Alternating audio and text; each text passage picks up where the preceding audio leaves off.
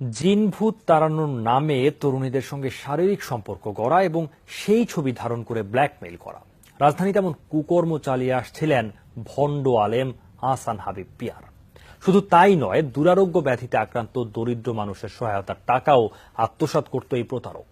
এসব কর্মকাণ্ড চালাতো সামাজিক যোগাযোগ মাধ্যম ব্যবহার করেই। যমুনা টেলিভিশন ইনভেস্টিগেশন 360 ডিগ্রি টিমের অনুসন্ধানে বেরিয়ে এসেছে এসব চাঞ্চল্যকর তথ্য। সম্প্রতি পুলিশ তাকে গ্রেফতার করেছে। আমি আহসান হাবিব পেয়ার, এইচপিটিভি, ঢাকা, বাংলাদেশ।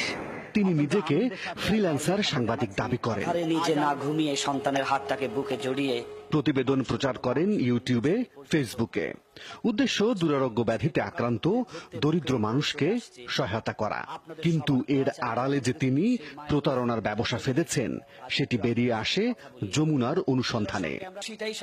মূলত তিনি রোগীকে কিছু টাকা দেওয়ার ছবি প্রচার করেন এবং আরো বেশি সাহায্যের জন্য তার মোবাইল ব্যাংকিং এর নম্বরটা দিয়ে দেন। আর এতেই অনেক মানুষ সাহায্যের হাত বাড়িয়ে দেন, যে টাকা চলে যায় আহসান হাবিব পেয়ারের পকেটে। পেয়ারের বিরুদ্ধে দুই ভুক্তভোগী অভিযোগ জানায় যমুনা টিভির অনুসন্ধানকারী দল টিম 360 ডিগ্রির কাছে। তাদের অভিযোগ আরো গুরুতর। প্রেমের প্রস্তাব দিল, এক পর্যায়ে আমি ইমোশনাল হওয়ার পর ওর প্রস্তাবে মানলাম।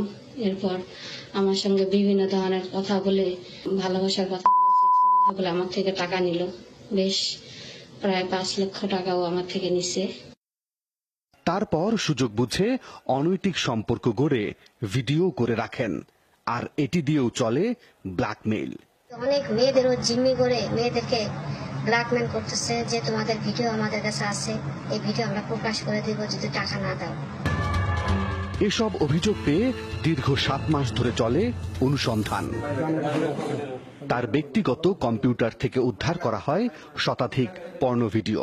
বিভিন্ন ব্যাংক অ্যাকাউন্টে লাখ লাখ টাকা রাখার ডকুমেন্টও পাওয়া যায়, যে টাকা তিনি অসহায় মেয়েদের ব্ল্যাকমেইল করে কামিয়েছেন।